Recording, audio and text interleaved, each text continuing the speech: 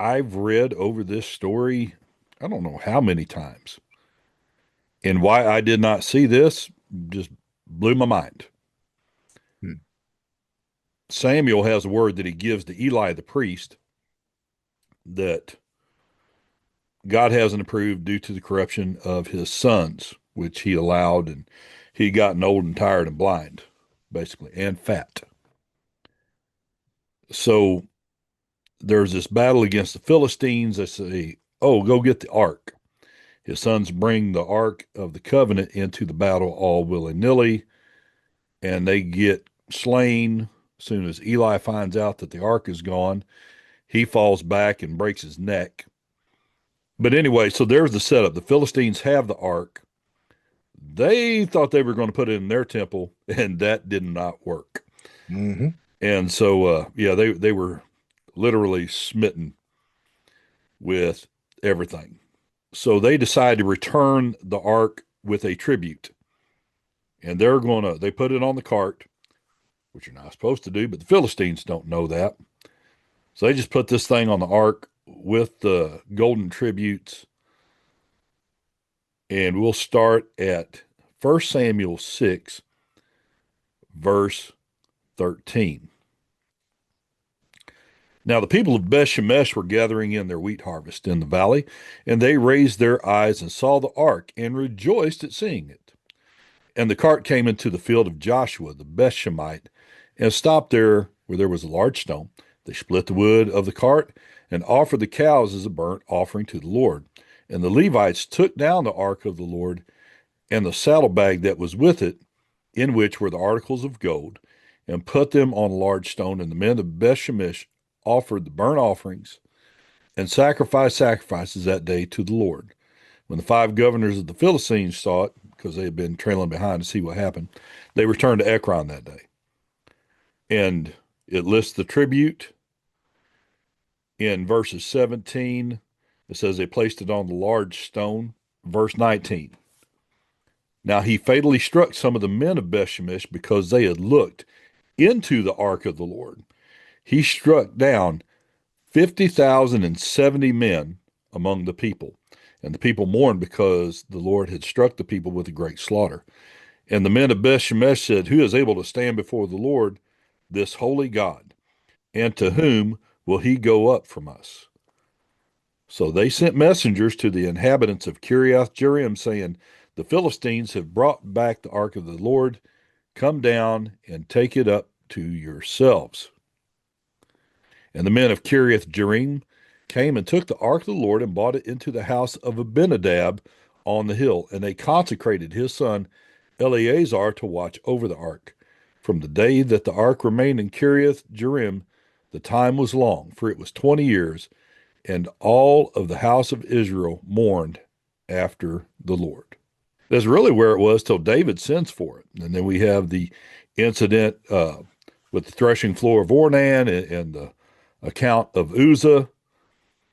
And later on, Uzzah is struck down. David retrieves it, later builds the tabernacle of David, which is the predecessor to the temple, but it was the most simple tabernacle that there was. It was a tent, a priest, and some offerings, and the ark, and that was it.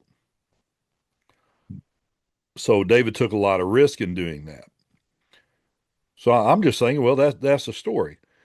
Till I read over here in 1 Samuel chapter 14. Jonathan is going on a raid. Saul is fighting against the Philistines. Jonathan goes on this raid, throws the Philistines into utter confusion. Saul and his men don't know where Jonathan and his men are. 1 Samuel chapter 14, verse 16. Now Saul's watchmen in Gibeah of Benjamin looked, and behold, the multitude dissolved. They went here and there. So he's seeing this battle rage on. So Saul said to the people who were with him, "Look carefully now and see who has left us." And when they had looked, behold, Jonathan and his armor bearer were not there. Then Saul said to Ahijah, "Bring the ark of God here." For at that time the ark of God was with the sons of Israel. While Saul talked to the priests, the commotion of the camp of the Philistines continued and increased. They whooped the crap out of the Philistines, but Saul gives an order, hey, go get the ark. And I go, how convenient. And Mm. as soon as I read that, I'm like, wait a minute. I thought it's just in this tent. I didn't know you could go get it at this time. Well, evidently you could. But it got me to thinking, man, how often do we do that to where we're like, Lord, rather than pursue the Lord like David did, where he wanted to go down and abide in the presence of the Lord. So he's bringing the ark up, even though he made his mistakes. How many times do we treat God like a convenience? And I'm gonna do my own thing, but Lord, I'll call on you when I need you, and then you can go back to that house where you're at.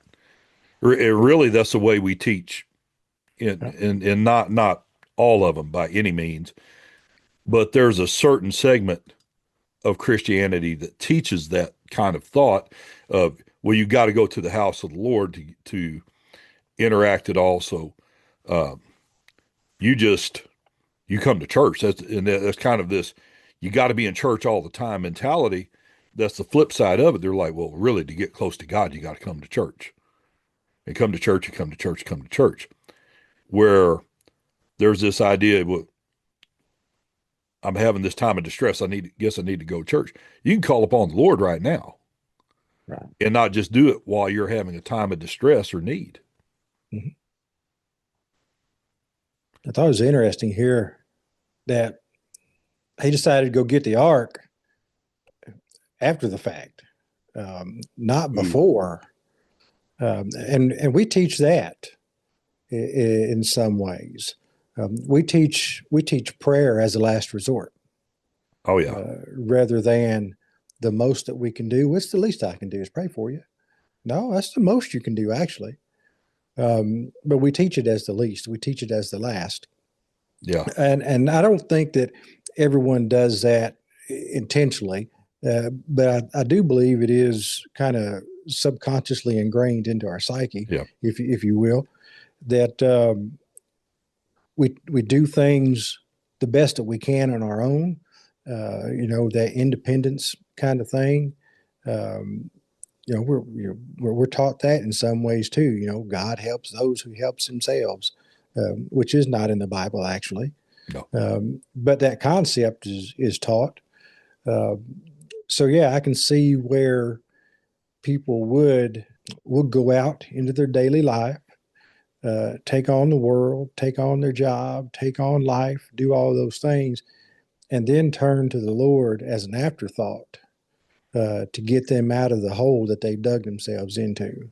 Uh, the good news is that God's a gracious God, and He pours grace upon grace. But what if we could avoid that hole in the first place? amen. Mm.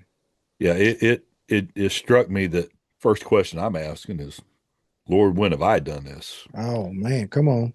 If I said there wasn't just a little bit of conviction as I look back on my life, I'd be blowing hot air Hmm. up your balloon.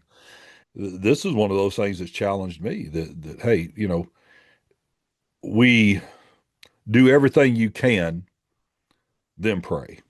Yeah, Well, probably the best thing to do is pray a little bit before and pray during. yeah, and do everything you can. Yeah, Yeah, and yeah, there's a fine line too. yeah, I don't want to take away from folks who would say that well, you do have some responsibility in all this because we do.